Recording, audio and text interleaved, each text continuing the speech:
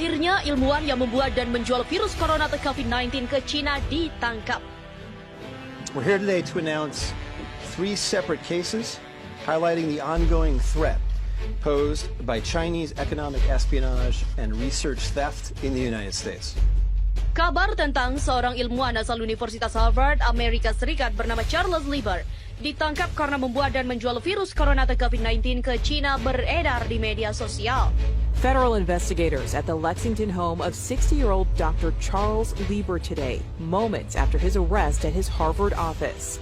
The complaint alleges that Dr. Lieber signed a contract with the Chinese university in Wuhan and was paid up to $50,000 per month, plus up to $158,000 in living expenses. Kabar ini disebarkan akun Twitter @JohnBwellCTM pada 5 April 2020. Akun Twitter ini mengunggah informasi mengenai penangkapan Charles Lieber. USA just discovered the man who manufactured and sold the #coronavirus to China. The chair of Harvard's chemistry department, he also allegedly received more than $1.5 million to set up a research lab in China, all while working at Harvard and receiving multiple research grants from the U.S. Department of Defense and National Institutes of Health. Also charged today, 2 Chinese nationals, 29-year-old Yang King-yi, who worked as a scientific researcher at Boston University. 30-year-old Xiaozong Zhang worked on cancer research at Beth Israel Deaconess Medical Center. Dr. Charles Lieber, head of the Chemistry and Biology Department at Harvard University, USA. He was just arrested today, according to American Department source. For trying to smuggle vials of biological material out of the United States to China and lying about it to federal investigators. Now, Lieber is due back in court Thursday. He's currently behind bars. He could face up to 5 years in prison if convicted. AS baru saja menemukan pria yang memproduksi dan menjual coronavirus ke China. Dr. Charles Lieber, Kepala Departemen Kimia dan Biologi di Harvard University AS, dia baru saja ditangkap hari ini dan menurut sumber Departemen Amerika. Begitulah tulis akun Twitter @JohnBwellCTM dalam terjemahan. I recently sent a message to the Harvard community outlining the steps we're taking on campus to limit the spread of coronavirus disease 2019, more commonly referred to simply as coronavirus. Konten yang diunggah akun Twitter @JohnsBwellCTM telah 26.000 kali dibagikan warganet. Sebelumnya, teka-teki soal sumber munculnya virus corona yang tengah mewabah di dunia saat ini masih terus berlangsung. Tak ada yang tahu pasti dari mana sumber virus yang telah menewaskan puluhan ribu dan jutaan lainnya masih dalam perawatan saat ini. Di tengah teka-teki ini, seorang pria yang mengaku sebagai seorang perwira senior intelijen militer Cina muncul. Dia mengaku mengetahui tentang seluk-beluk kemunculan virus corona dan bagaimana sehingga menyebar ke seluruh belahan dunia hingga saat ini. Dia juga menjelaskan tentang kebohongan dan kekejian yang dilakukan oleh pemerintahan Cina. Hal itu ia sampaikan melalui akun media sosial yang dirahasiakannya, namun tulisannya didapat oleh seseorang lalu dipublikasikan di laman www.intelhub.com pada pertengahan Februari lalu. Dan berikut ini adalah tulisan selengkapnya. Claim said, I am a senior Chinese military intelligence officer and I know the truth about the coronavirus outbreak. Once we realized that the agent had escaped and would start to spread, we swiftly put all of Wuhan into lockdown.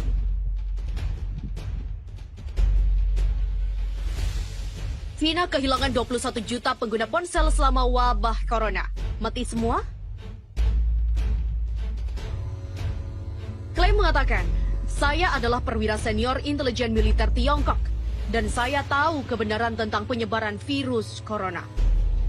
Izinkan saya mengawali postingan ini dengan mengatakan bahwa sama sekali tidak ada cara untuk memeriksa informasi berikut. Itulah sebabnya saya mempostingnya di kategori analisis di situs web ini. Namun, saya mempostingnya dalam upaya untuk mengetahui apa yang sebenarnya terjadi dengan seluruh wabah COVID-19 coronavirus dan mungkin mendapatkan beberapa jawaban di sepanjang jalan. Saya mendorong semua orang untuk berkomentar di bawah postingan ini di bagian komentar dan membagikan ini di media sosial. Pengetahuan adalah kekuatan. Ambillah untuk apa nilainya. Yang berikut ini diposting di Reddit oleh pengguna Wuhan Virus Throwaway. Saya adalah warga negara Cina di Wuhan yang menduduki posisi tinggi dalam intelijen militer. Saya juga anggota Partai Komunis Tiongkok. Sebagai pejabat senior di dekat puncak partai, saya memiliki akses ke banyak informasi rahasia dan saya telah terlibat dalam banyak proyek pemerintah rahasia. Saya memiliki gelar doktor dari universitas terkemuka di negara barat. Itulah sebabnya saya dapat menulis akun saya dalam bahasa Inggris. Saya memiliki informasi yang saya percaya dapat menyebabkan penggulingan pemerintahan saya. Ini juga relevan bagi miliaran orang di luar Tiongkok yang semuanya sekarang dalam bahaya eksistensial.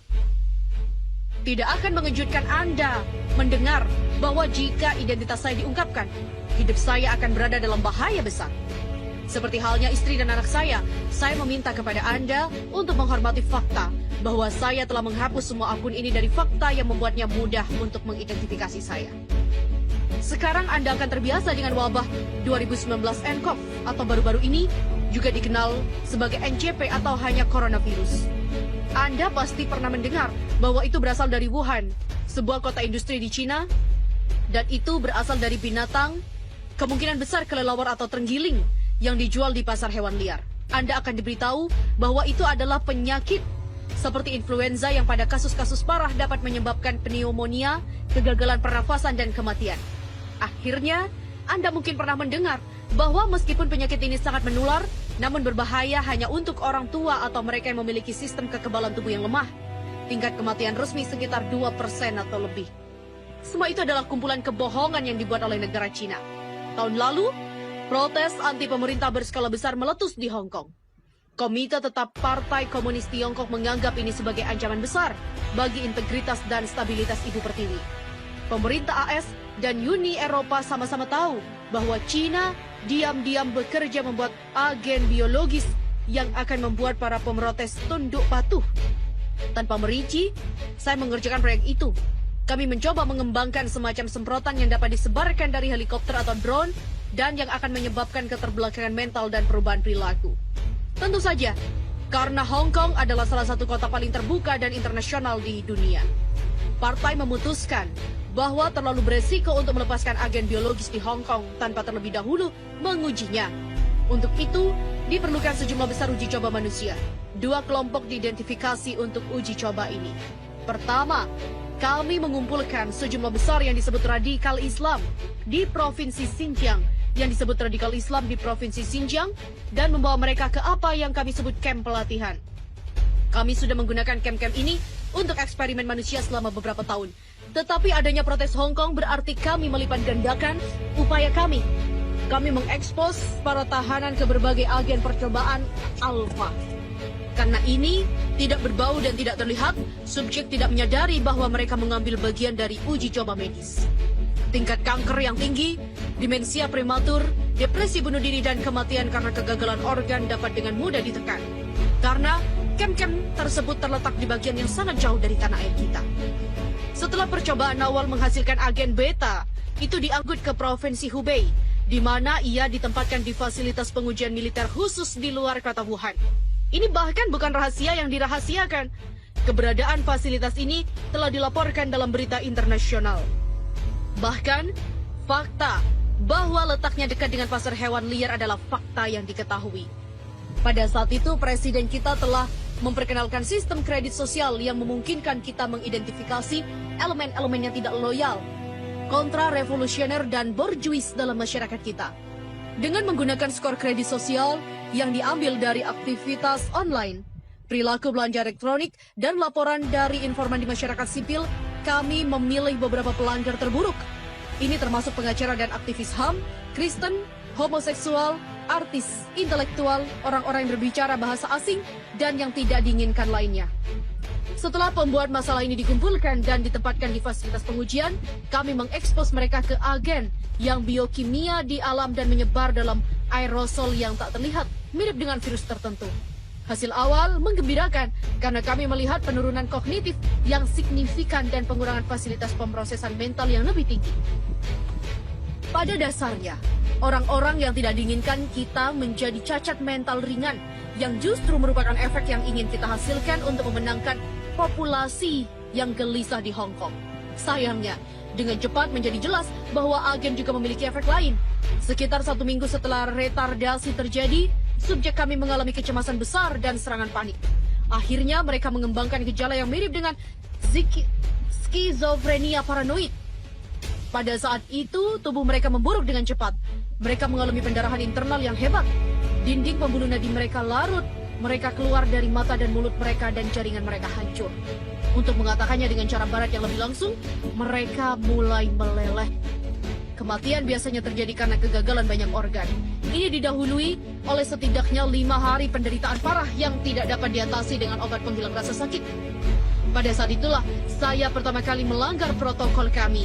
Satu subjek, seorang wanita tua yang telah menerbitkan kartun memfitnah presiden kami, memohon saya untuk kematian dengan desakan sedemikian rupa, sehingga saya merasa kasihan dan menembaknya.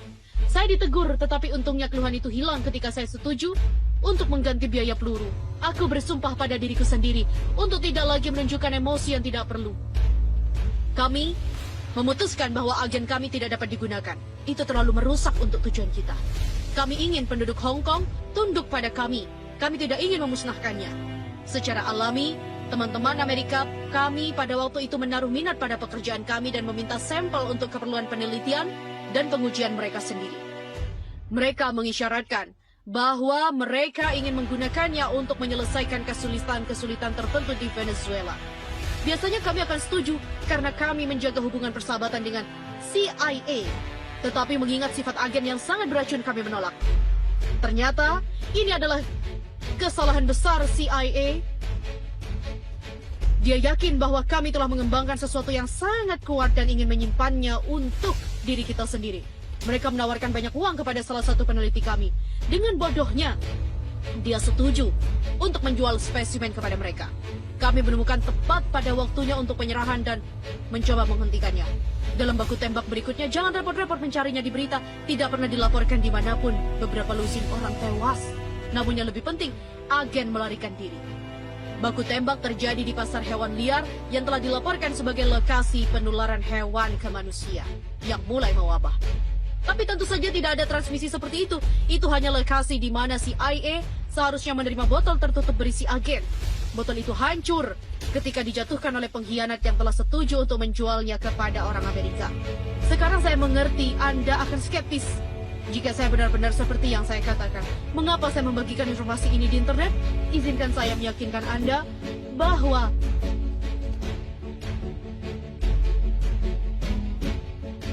biasa menderita coronavirus. Ini memungkinkan kami untuk menyembunyikan sifat sebenarnya dari penyakit ini. Biarkan saya jelaskan. Saat ini, musim flu di Tiongkok. Ketika kami menyadari bahwa kami tidak bisa lagi mengandalkan penyebaran agen, kami mengirim orang-orang kami ke semua rumah sakit dan memerintahkan semua dokter untuk mendiagnosis setiap kasus flu biasa sebagai coronavirus. Kami datang dengan nama baru 2019 nCoV dan membagikan lembar fakta yang menggambarkan penyakit buatan. Hasil dari keputusan ini adalah bahwa puluhan ribu orang yang hanya menderita pilek atau flu sekarang didiagnosis memiliki virus corona misterius yang walaupun menular, tidak sering mematikan. Walaupun ini menakutkan masyarakat, itu memungkinkan kami untuk mendorong narasi bahwa penyakitnya tidak begitu mematikan. Itu juga memberikan kami waktu untuk siap menghadapi malapetaka yang pasti akan datang dengan memberlakukan kuncian di Wuhan dan kota-kota lain di Provinsi Hubei. Anda belum pernah mendengar ini di berita-berita dan mengingat ukuran Wuhan dengan jumlah penduduk 11 juta, bahkan tidak diketahui oleh banyak penduduk. Tetapi dalam beberapa hari, ribuan demi ribuan orang terinfeksi dan tak lama kemudian mereka menderita kematian yang menyengsarakan yang sudah saya jelaskan. Dalam seminggu, ada begitu banyak mayat, sehingga kami tidak tahu apa yang harus dilakukan dengan mereka. Jadi kami memerintahkan para tahanan kredit sosial yang masih hidup untuk membawa mayat-mayat itu ke pedesaan dan menguburnya di kuburan massal. Tetapi sangat sulit untuk merahasiakan kegiatan ini. Dan kami bahkan tidak dapat mengikuti karena ada begitu banyak mayat. Kami menanam kisah bahwa 5 juta penduduk telah melarikan diri dari Wuhan. Pada kenyataannya, tentu saja banyak dari orang-orang itu telah meninggal karena agen. Saya bekerja sepanjang waktu, membantu mengatur lockdown ini. Ketika saya memikirkan kembali tindakan saya sekarang, saya merasa sangat malu. Pada saat itu saya masih percaya bahwa saya berjuang untuk tanah air saya dan memerintah dengan tangan yang keras. Saya tidak berpikir bahwa itu benar untuk membunuh Dr. Lee. Dia adalah pria yang penuh kasih dan baik hati. dan dia peduli pasiennya. Bagaimana tanah air kita tidak mendapatkan manfaat dari memiliki dokter seperti itu? Saya berbagi kekhawatiran saya dengan istri saya. Tetapi dia meyakinkan saya bahwa saya tidak boleh mengatakan apapun kepada atasan saya. Dia mengatakan itu terlalu berbahaya, bahwa mereka menghargai kesetiaan di atas segalanya, dan bahwa saya hanya akan menemukan masalah jika saya mengetahui dan mengakui keraguan saya tentang praktek mereka. Dia juga menunjukkan bahwa kami mendapatkan manfaat dari perawatan medis prioritas. Sebagai pejabat senior, kami menerima persediaan rutin masker hazmat yang sangat canggih, yang merupakan satu-satunya teknologi yang dapat mencegah infeksi. Dia memohon saya untuk memikirkan putra kami yang masih kecil. Jika saya berbicara dan tertangkap, hidup kami akan beresiko. Sekitar waktu yang sama, menjadi jelas bahwa agen sepenuhnya di luar kendali kami. Itu menyebar seperti api di seluruh provinsi Hubei dan sekitarnya, menginfeksi puluhan juta dan menyebabkan mereka semua mati. Saya mengerti bahwa apa yang baru saja saya katakan sulit dipercaya, karena Anda telah diberitahu bahwa hanya ada sekitar 50.000 infeksi dan jauh lebih sedikit kematian. Tetapi ini adalah infeksi influenza yang secara salah dianggap sebagai coronavirus yang tidak ada. Agen jauh lebih menular dari itu, dan tingkat kematiannya tidak seperti coronavirus, bukan 2%, tidak. Tingkat fatalitasnya adalah 100%. Tidak ada yang pulih dari itu. Setiap orang yang mengidapnya meninggal. Dan banyak orang yang mengidapnya. Provinsi Hubei terletak di reruntuhan. Berbagai pembatasan perjalanan dan penguncian yang telah diberlakukan tidak menciptakan untuk menghentikan penyebaran agen. Tidak satu pun dari mereka dapat menghentikannya. Bukan embargo, tidak menghadapi masker atau pembersih tangan, tetapi untuk menghentikan para korban yang selamat dari melihat bencana dengan bencana mereka sendiri mata. Saya adalah bagian dari penyembunyian terbesar dalam sejarah manusia. Menyembunyikan kematian puluhan juta. Segera, Provinsi Hubei tidak lebih dari kamar mayat raksasa dan kebenaran akan keluar. Bagi saya, titik balik datang ketika partai mengatakan kebohongan lain, dan kebohongan itu terlalu mengerikan bahkan untuk saya terima. Anda mungkin pernah mendengar bahwa China membangun rumah sakit baru yang disebut Rumah Sakit Huoshenshan di Wuhan untuk menyediakan fasilitas karantina dan isolasi tambahan untuk pasien yang terinfeksi. Anda mungkin pernah dengar bahwa mereka membangunnya hanya dalam 10 hari. Itu juga bohong. Tentu mereka membangun sesuatu dalam 6 hari. Tapi itu bukan rumah sakit. Sifat sebenarnya dari bangunan itu adalah rahasia. Awalnya saya cukup naif untuk percaya bahwa partai menunjukkan kasih sayang dan kepeduliannya kepada rakyat. Tetapi kemudian atasan saya mengirim saya ke Huoshenshan. Saya ditujukan di sekitar instalasi oleh seorang perwira polisi militer bernama Kopral Meng. Di sanalah saya melihat kebenaran. Seperti yang saya sebutkan, satu-satunya cara melindungi diri dari agen adalah dengan mengenakan topeng pelindung khusus yang sama sekali tidak seperti yang tersedia secara komersial. Bahkan profesional medis tidak memiliki akses ke sana. Ini hanya tersedia untuk peneliti perang biomedis dan mengandung teknologi yang sangat canggih. Masker ini harus dijaga pada suhu tertentu untuk memberikan perlindungan penuh dan kehilangan efektivitasnya dengan sangat cepat. Seperti yang telah saya katakan, salah satu manfaat dari posisi saya adalah bahwa baik keluarga saya dan saya memiliki akses ke persediaan reguler yang mengapa aman jika dibandingkan dengan warga sipil, dokter, dan bahkan pejabat pemerintah tingkat rendah yang sama sekali tidak efektif dalam keyakinan yang salah bahwa mereka akan melindunginya. Jadi, memakai peralatan khusus ini, saya pergi ke Huoshenshan bersama Kopral Meng. Apapun yang Anda sebut tempat itu bukan rumah sakit. Tentu pintu masuknya terlihat seperti rumah sakit dan di bangsal. Di depan kompleks ada yang tampak seperti tempat tidur medis normal. Di sana ribuan pasien yang terinfeksi terbaring, semuanya dalam tahap awal penyakit. Saya berjalan di sepanjang koridor putih panjang di sebelah Kopral Meng, wajahnya yang kurus kering dalam seragam militernya, dan melihat ratusan demi ratusan tempat tidur rumah sakit yang identik di mana menggeliat penduduk Wuhan yang ketakutan dan sakit. Tangisan dan permohonan mereka menghantui saya di malam-malam panjang di mana saya sekarang tidak bisa tidur. Tetapi ini hanyalah awal. Akhirnya Kopral membawa saya ke bagian belakang, bagian depan ini. Di sana gerbang logam terkunci mengarah ke apa yang disebutnya bagian tengah. Para pasien di depan tidak menyadari keberadaannya. Di sanalah kasus yang lebih lanjut disimpan dalam apa yang paling mirip dengan rumah sakit jiwa. Segera setelah memasuki bagian Huoshenshan ini, saya dikejutkan oleh pencahayaan redup dan bau busuk dari kotoran manusia. Di sini orang-orang yang tidak beruntung berkeliaran dengan bebas. Pikiran mereka berangsur-angsung hancur dan serangan panik tak berujung dan episode psikotik Di sini juga tidak ada lagi dokter, hanya laki-laki berwajah gorila berseragam hitam yang merupakan bagian dari cabang rahasia polisi militer yang belum pernah saya dengar. Mereka tampaknya dipilih karena kekejaman mereka, karena mereka memukuli dan menurunkan pasien dengan cara yang paling sadis. Banyak narapidana yang mengalami kemunduran seperti anak-anak dan terbaring di lantai menangis seperti bayi dan memohon belas kasihan yang tidak mereka terima. Ada kesenangan kejam di mata para penjahat ini saat mereka membantai orang-orang yang tidak beruntung.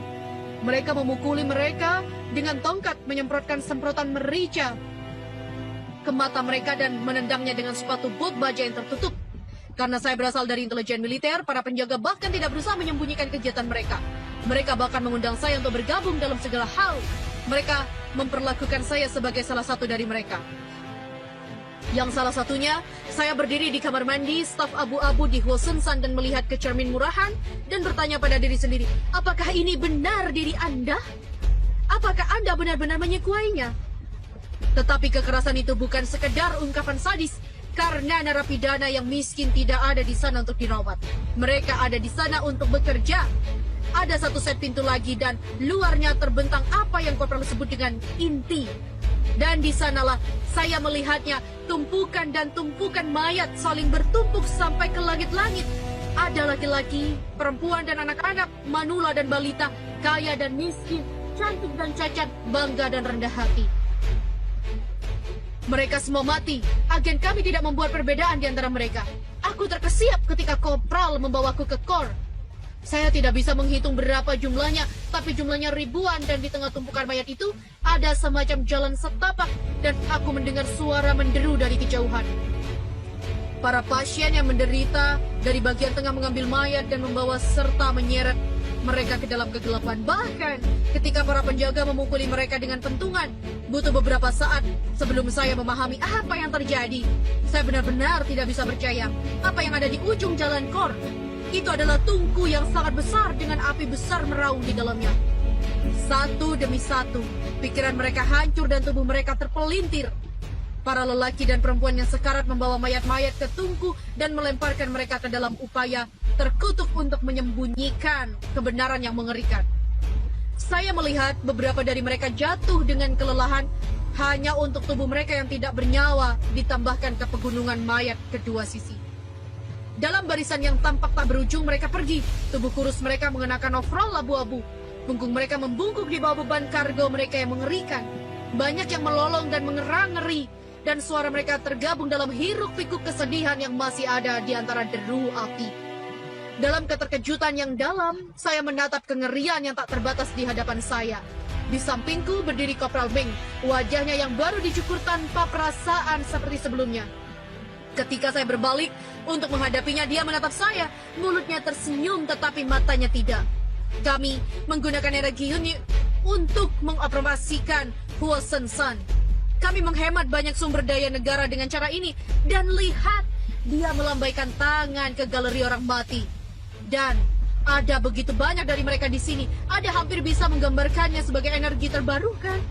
Dia tertawa dan melambaikan tangannya dengan gerakan aneh di kemah. Aku berdiri terpaku dan menatap pemandangan neraka di depanku. Orang-orang berseragam hitam berteriak seperti Daewon. Pada para bajingan yang membuang mayat-mayat itu untuk mereka. Mereka menanggalkan apapun yang memiliki nilai perhiasan, uang tunai, pakaian mahal, dan melemparkan barang-barang ini ke tumpukan besar di sebelah tungku. Ketika saya bertanya kepada Kopral apa yang akan dilakukan dengan barang-barang itu, mereka mengatakan bahwa mereka akan digunakan untuk membayar biaya perawatan yang dikeluarkan oleh pasien yang tinggal di Hwaseonsan. Saya muntah di toilet. Ketika saya memerah dan keluar dari kios, Kopral Meng berdiri di dekat pintu dan menatap saya. Wajahnya kosong seperti sebelumnya, tetapi di matanya aku pikir aku meremehkan jejak penghinaan. Kamu 10 tahun lebih tua dariku. Tampangnya tentu saja organisasi kesehatan dunia juga membantu kami. Untuk waktu yang lama, satu-satunya masalah dengan WHO adalah bahwa kita telah terkunci dalam kontes dengan orang Amerika tentang siapa yang lebih menyuap mereka. Mereka merilis segala macam informasi yang salah canggih tentang dekode DNA yang disebut coronavirus. Semua ini memungkinkan kami untuk mencegah kepanikan global. Untuk sekarang, namun situasinya memburuk dengan kecepatan yang mencengangkan.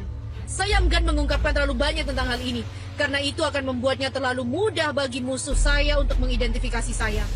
Tetapi saya dengan cepat mulai menerapkan langkah-langkah untuk melindungi para pemimpin paling senior kami.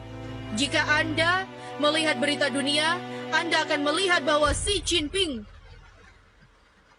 presiden kami, menghilang sekitar 1 minggu setelah wabah, sebelum terlihat lagi dengan pemimpin Kamboja.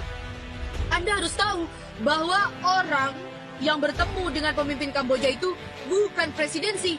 Itu adalah tubuh ganda yang selama ini bertahun-tahun dilatih untuk terlihat dan terdengar seperti presiden kita. Presidensi tentu saja tidak cukup ceroboh untuk mengambil resiko kematiannya sendiri. Dia dengan aman berlindung di bunker rahasia di bawah Zhongnanhai, markas besar partai di Beijing. Dia juga bukan satu-satunya pemimpin yang bersembunyi di sana. Bahkan saya dapat meyakinkan Anda bahwa lebih dari setengah dari semua anggota senior partai saat ini sedang ditiru oleh aktor terlatih yang mengikuti instruksi yang diberikan kepada mereka melalui implan khusus. Apakah Anda benar-benar berpikir bahwa Perdana Menteri kita akan mempertaruhkan nyawanya dengan pergi ke Wuhan? Semua ini berarti bahwa pemerintah kita telah lumpuh total dan fungsi negara telah diambil alih oleh militer.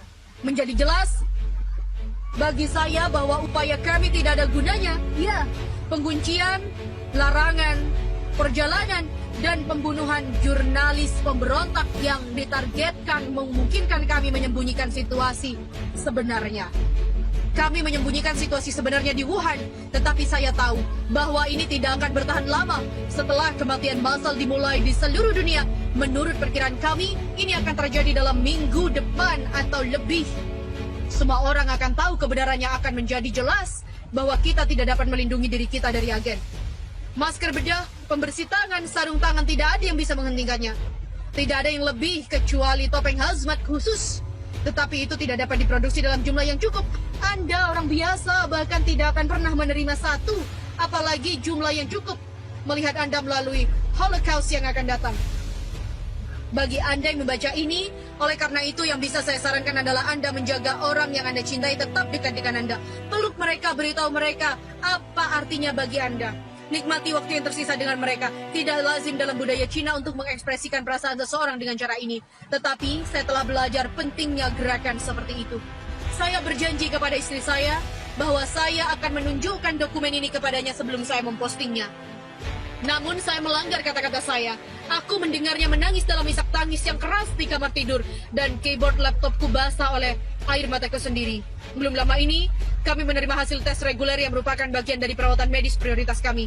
Dan kami mengetahui bahwa putra saya telah terinfeksi dengan agen. Polisi militer yang telah memberi saya topeng pelindung khusus telah memberikan topeng yang sudah kadaluarsa dan tidak efektif kepada anak saya. Topeng yang sudah dipakai oleh para pejabat senior dan kemudian dibuang ketika mereka tidak lagi melindungi mereka. Topeng saya sendiri di sisi lain selalu memiliki kualitas yang diperlukan. Saya kira mereka memutuskan bahwa anak saya memiliki prioritas lebih rendah daripada saya. Saya kira anak saya tidak bisa membantu mereka dengan menutup-nutupi mereka. Kami sudah lama memutuskan bahwa kami akan berbeda. Kami akan jujur padanya selalu. Jadi ketika dia bertanya kepada kami mengatakannya sebenarnya. Kami memberitahu dia bahwa dia sangat sakit. Dia bertanya lebih banyak dan kami memberitahunya bahwa dia tidak akan membaik.